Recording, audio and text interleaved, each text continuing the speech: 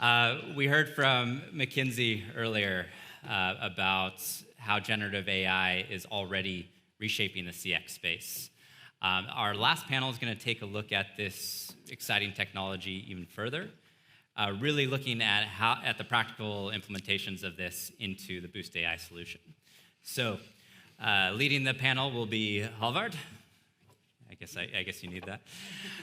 Who is Chief Product Officer at Boost AI, and is also leading the team that is implementing current and future generative AI functionality into our solution.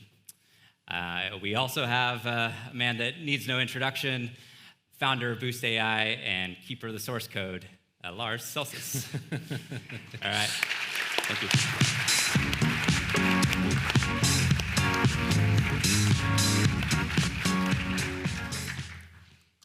Yeah, so as we just rounded off the last session here, ended on, okay, what's coming? What's happening in this very fast-changing industry? And we have the pleasure to talk about large language models, generative AI, and how we see that and how we've implemented that into Hybrid NLU.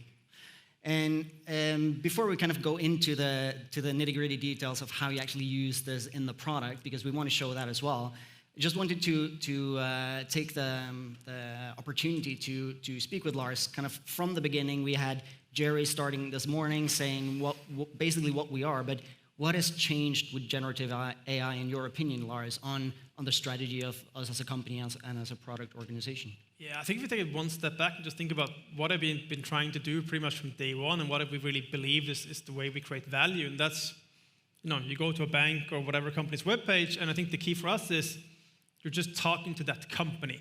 You don't go to the bank and I'm going to find the loan department because I have a loan question, because then, they're already just going to be, where's that customer support button? I want to talk to a human.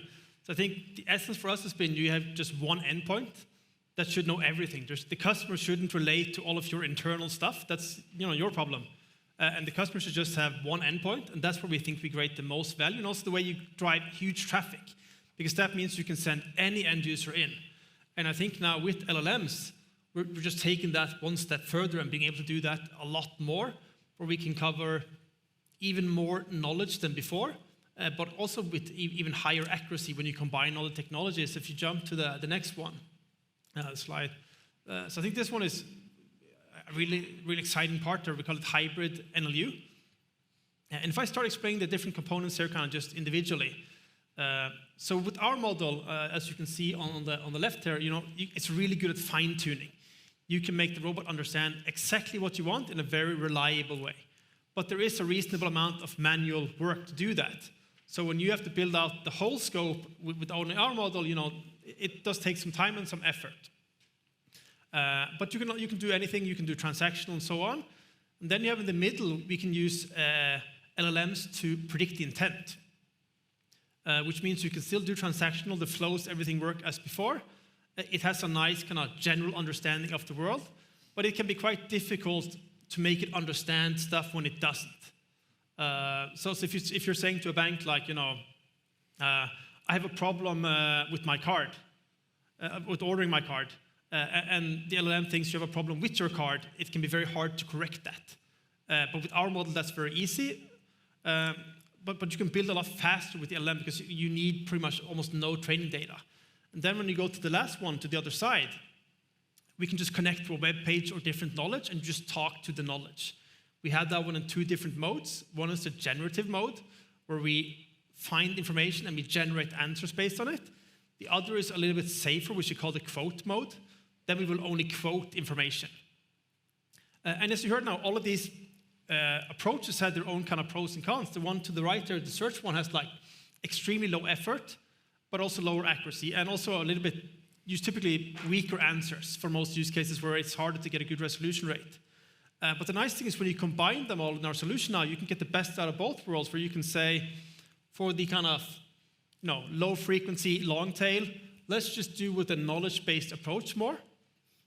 And then let's build out actual intents where we need it. And then you can say, and let's fine-tune the intents where there's more traffic, or for some reason we need it with the Boost model. And this means you can get the best out of all the worlds, where you can get very high accuracy with a very low total amount of effort, which I think is really cool. And this also means we have kind of always the boost engine available, so with kind of any issue, anything, that one will always function if there's some LLM problem. So I don't know, Henry, do you have some thoughts on this? No, I think obviously this is a pretty hot topic right now, and everyone is kind of looking into how they can utilize ChatGPT to some extent. And I think when I talk to existing clients, there is definitely a level of like people want to do a ChatGPT strategy. I don't know what that means exactly. But I think some of the benefit of using this hybrid NLU approach is obviously you're kind of using the best of two worlds. Because I think the reality is going to be that as the technology is getting even more mainstream, there's going to be bigger pressure on the teams. And I know a lot of you are kind of working already on several projects, and there will be probably a request for more projects. And I think kind of using this approach means that you can actually do more projects with kind of not necessarily having the same effort to it as before. But I think also having this Boost NLU running is super important, because then you also can make sure that you always have a model running. Because the reality is today is that OpenAI, Azure doesn't really give you an SLA on the service. So obviously, if you are any company, you definitely want to make sure that you have an SLA on your services. Yeah, and this of course also means there's like latency is much better on those requests. You don't get extra cost on those and so on. And I think it's just I heard a kind of a funny, interesting analogy the other day that if ChatGPT is a hammer, then everyone in the world now thinks the world is made of nails. That's the only thing they have. So they're like trying to use ChatGPT for like anything they can. And I think it's a really powerful tool, but I think it needs to work together with other technologies to really be powerful. It doesn't kind of solve everything on its own. Yeah. And I think kind of that combination, that is the future. The way we're going, taking our product, is to make sure that you have the ability to use different models for different tasks. And I would just like to show you briefly what that's going to look like, because in the setup now, it will be very easy to enable the new models. So going into settings here, you will find the new section where you can toggle off the different models, set for instance, the quote and generative mode as Lars was speaking about. And then you simply go to, so in this scenario, if we're looking at few-shot model, so right, kind of from the name, you have the zero-shot model, you basically just dump in your knowledge and it answers on that knowledge. In the few-shot model, you give just a few labeled, or a few labels, and then it is able to actually classify that intent. So in practical terms, if you enable here few-shot model, and all of you as AI trainers know that, okay, if you're adding a new intent, it takes quite a bit of time. You need to add training data, you need to add test data, you need to run the training round, but you're in full control. But in many cases, you might not need that full flow. You can do it very quickly. So just going to the intent setup, you go here and click and you add a new intent.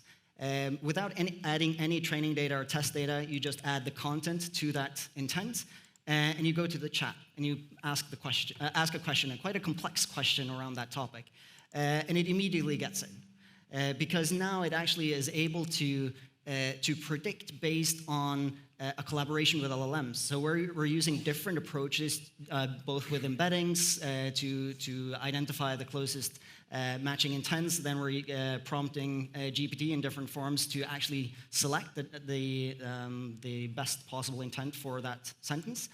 And it does so very, very good for a lot of cases. We've done this with really, really large implementations and comparing the scores.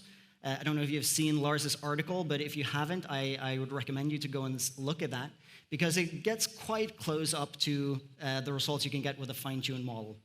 And what you will see now in the new solution is pretty much up here on top, you will have always the different models you have enabled available, and you will see which model actually answered this question.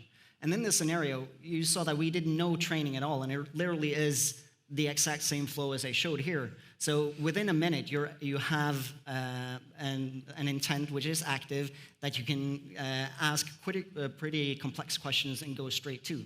And imagine then when you're working as an AI trainer and you get in that feedback, as DNB also mentioned, okay, going in and correct those mistakes straight away rather than needing to go through a new training round. It saves a lot of time. And I think kind of using the combination of these different models is extremely exciting.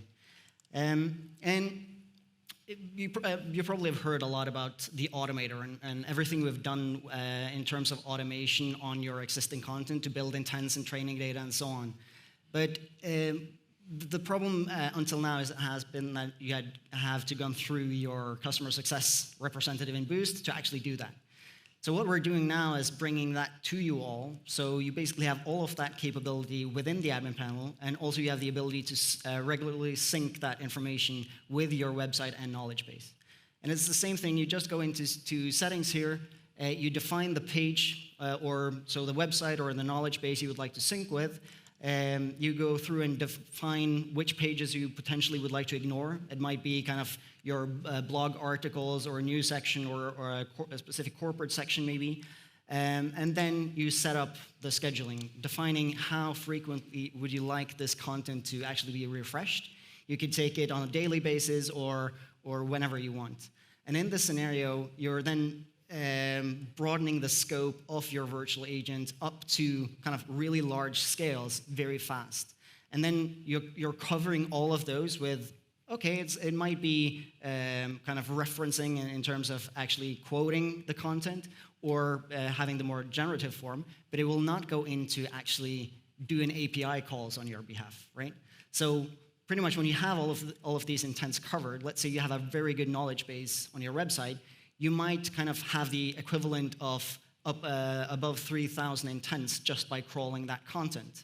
And then you can figure out, based on your traffic, which of those areas would you actually like to fully automate, connect API connectors or do RPA setups, and making really kind of in-depth automation. And kind of when you see that, when we've scraped all of this and we've enabled the different states here, just posted the question on what is Hybrid NLU? And you see the difference here. The one quotes it verbatim from the website, the other one rewrites it a bit to kind of answer that question in a slightly better format, but still kind of with guardrails that makes them quite low risk because it is still your content. And again, if you go into message analysis as an AI trainer and you'd like to see how this actually looks like, it will be the same setup. As you see here now, it's not the few-shot model which got it, but it's the zero-shot model.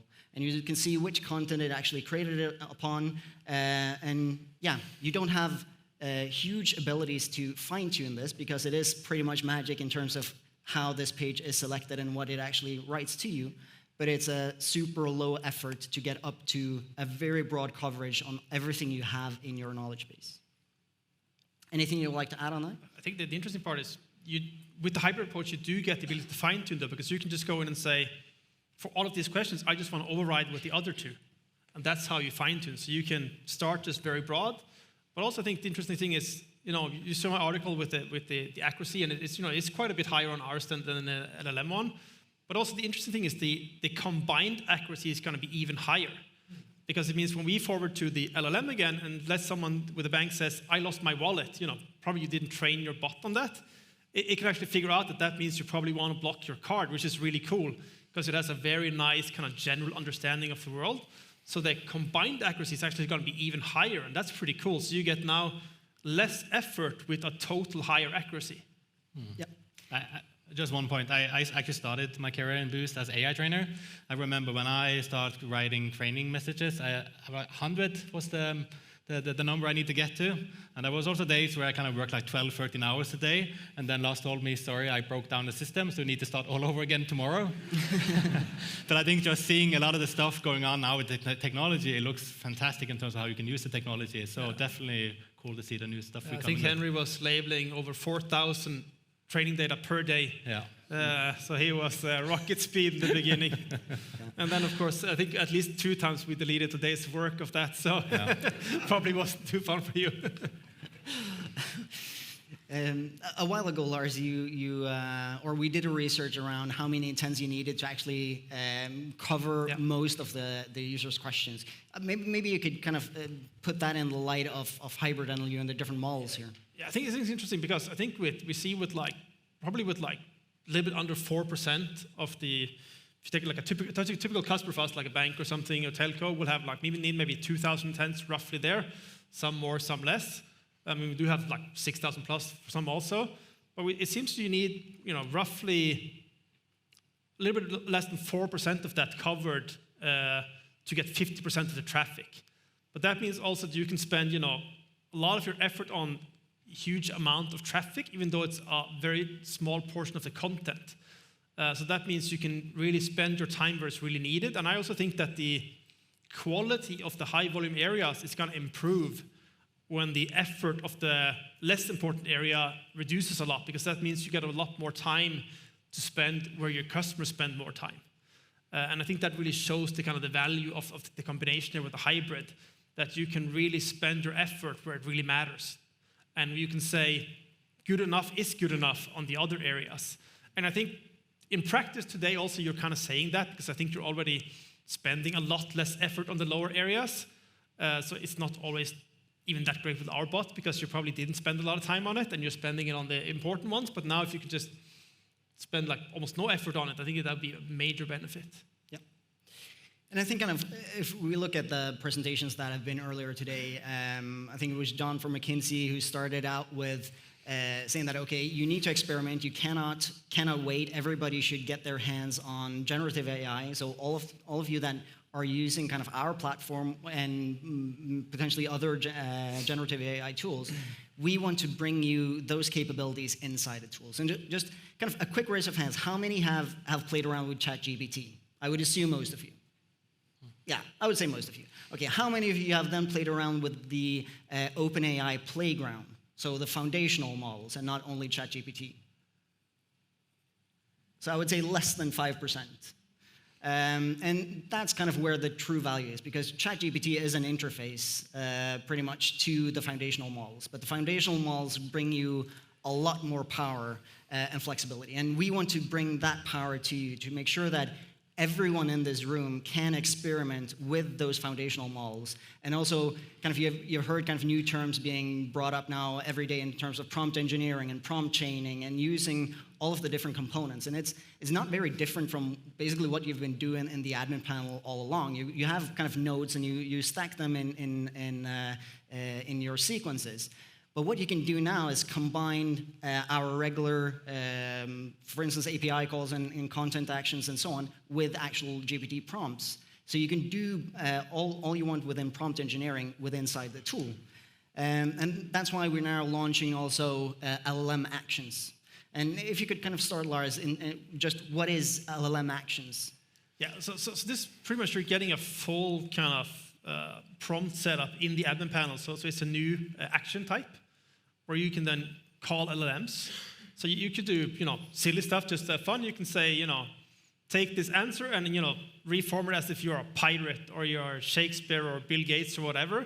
But also you could use kind of very useful things. You could say, you're a taxi booking and you say, you're now a taxi booking agent and you can have like very free-flowing conversations. This lets you experiment with pretty much anything you want. You can create full kind of prompt chaining for the guys who know that concept. You can have loops, you can talk to the LLM, and then you do an API call, and you can go another LLM after. And I think it's always been our ambition that with our tool, you can have kind of non-technical people achieving the same things as technical people do in other places. And that ability for like having your non-technical people to be able to go in and just build, test out really cool stuff, I think is very important to us. So I think with the setup now, you can go to your manager or anyone internally, you can show like any like flashy demo you see anywhere else with LLM stuff. Now you can pretty easily set that up and say, yeah, we can do that, we can test it, we can see how it works, when does it hallucinate, what are the problems? You can get real life experience. And I think that's very important because it's, you're just talking about it, you're sitting around, it's very hard to say, should we do this, should we not? And I think just getting like a demo environment where you just play around is going to be very crucial for deciding, which use cases to focus on and what to do next. Yep. So as shown here in the screenshot, this is a very basic setup just to give you the brief idea. So as you see here on top, we have a regular content action, kind of saying that, okay, from that action, we go to here a stop and listen node. And that's basically like a full text entity extraction. You stop and listen for what the user is saying. And then you're using that input and you're putting that into a GPT prompt. So where you have the full flexibility over everything you can basically do inside the playground with OpenAI. And then you can go out of that. And you can set it up however you want. You could set it in a loop so it goes always back and kind of talks like a pirate to any topic you would like. But in this case, we would like to just show it with a restaurant booking or a table booking setup, because it shows really how it can take things like entity extraction to a whole new level and take things that are really hard to define in an entity extraction setup. So just in this scenario here, just if I click on the prompt node, if you have been in the OpenAI playground, you see that it has all of the same features.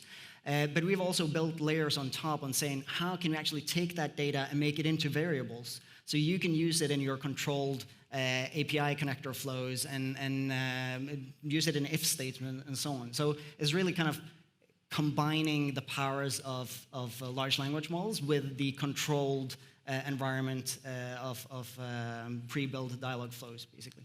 So in this setup, just showing this was, as you see, the regular content action that I had in the start, and it hasn't really started the generative AI session yet. So in this scenario, it just listens to what the user says. And it says, okay, I would like to book a table. You see the next dialogue turn here is generated by the large language model. And in the last screen I showed you, we set up prompts saying that, okay, you are a table booking bot. You should only answer within this scope. Your job is to extract the number of people, the date, and the time for this table booking. And it will work on that task until it's completed. And then we can pretty much say that, okay, we can control it in many different ways. We've built in guardrails for it. You can build your guardrails on top. So saying that, okay, how can you fit in generative AI into some of your use cases without using it for the entire scope? Because that's most likely not realistic within this year. Things are moving fast, but at least for now, I would not be comfortable with putting it directly out first line, generating answers from scratch.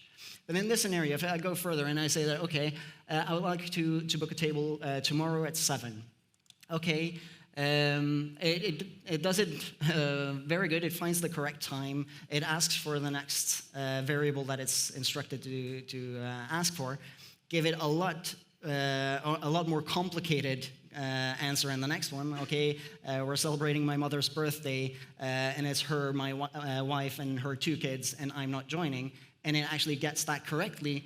And you see in the bottom here, we're actually now out of the GPT flow. So saying that you can go into it whenever you want, instruct it to do the specific task you want it to do, and then break out of it again. And in that way, you can use the powers of the large language models where you're comfortable doing that. And we really would like to make sure that everybody is experimenting with it, getting it out to all of your AI trainers, building up use cases, which is also why we're pushing now for kind of getting all of you in the state that you're able to do so. And Henry, if you would kind of like to take the last part here. Yeah, and I think also before we're going to go into kind of the sandbox, I think it's also in terms of like the evolution of the role has changed a lot since I started. And actually look pretty exciting now, to be honest. So if anyone has an open position as an AI trainer, talk to me in the break. But I think there's a lot of great tools there to kind of build out those fantastic conversations. And I think for many ways, you're going from an employee, and I think a lot of people are calling it their own employee. Some of you call it your favorite. But I think in kind of working with these technologies before, you obviously are able to kind of solve most of the task. But you need to, it's pretty rigid. You obviously need to set out kind of the happy path in terms of what it needs to kind of capture of information, but also how the conversation look like. The challenge has been when people are kind of breaking out of that kind of happy path. Okay, how do you get them back? I think with the new technology, you're kind of getting an employee which is more smarter in the sense that you can give more general instruction. Instead of saying, hey, you have a task and you need to do A, B, and C, and D, and if you go out of that, you need to do this. Now you can give more general instructions, and then we will have the agent being able to kind of navigate a bit more to get back on track again. So I think in terms of the future on the role in general, but also with the pressure of new projects, I'm definitely going to see that there is going to be a big efficiency gain in terms of maintaining the existing model. But I don't think it's going to be less projects. You're going to get more projects. You're going to get more work. So also having those tools to make sure that you are as efficient as possible is important, but also think to focus on the customer experience part of it, making sure that you're creating these fantastic journeys for your customers and also internally for employees. I think that is going to be the bigger focus. And less focus on creating 100 training messages or tagging data as I did in the start. Hopefully that will be kind of a less focus in this role. So I think, yeah, that's exciting. But I think as Halvard said there, we definitely want to make sure that people are testing out and using this technology, because it's pretty apparent that most organizations are looking into ChatGPT technology somehow. And I think it's important that we kind of empower you to be able to kind of demonstrate also internally that you are doing stuff on this space. Obviously, generative AI is a pretty broad category in that sense. There's a lot of use cases you can apply it on. But I think in our space, with more conversational AI, chatbot, virtual agent, and voice bots, we have created basically environment for everyone, so you can start testing out things in a very safe way, basically. And it doesn't need to go in production from day one. I think some of these new stuff definitely need to be played around with, for sure. But there's also a lot of features coming now, which is also already available, which is not really containing any sensitive data in that sense.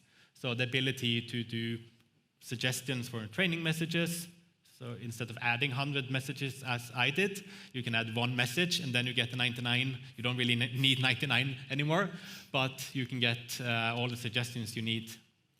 So that's kind of the way we recommend everyone to get started, to get some experience in a control environment for Boost.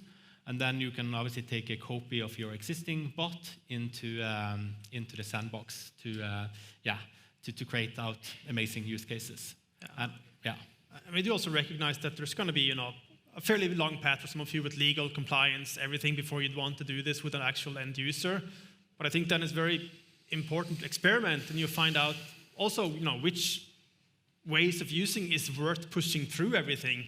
Because, if you can test it, find out what really works, and then you take that long path of getting everything improved internally, it can be much more efficient than starting with the approval and then experimenting. So I think it's very important that you can have it in the right order and play around and learn and really see, where is the value? What can we do? And it was very cool to see maybe some of you guys come with some really cool ideas that we never thought about, and we'll just be amazed by, the cool stuff you find out with our solution. And I think just obviously working closely with the product team is pretty interesting when you come in like, hey, we have built this thing. It's fantastic, and test it out. Wow, this is great. And then another day, like, oh no, it did fail on this one. It hallucinated and so on. So I think that ability to kind of test out things is super key.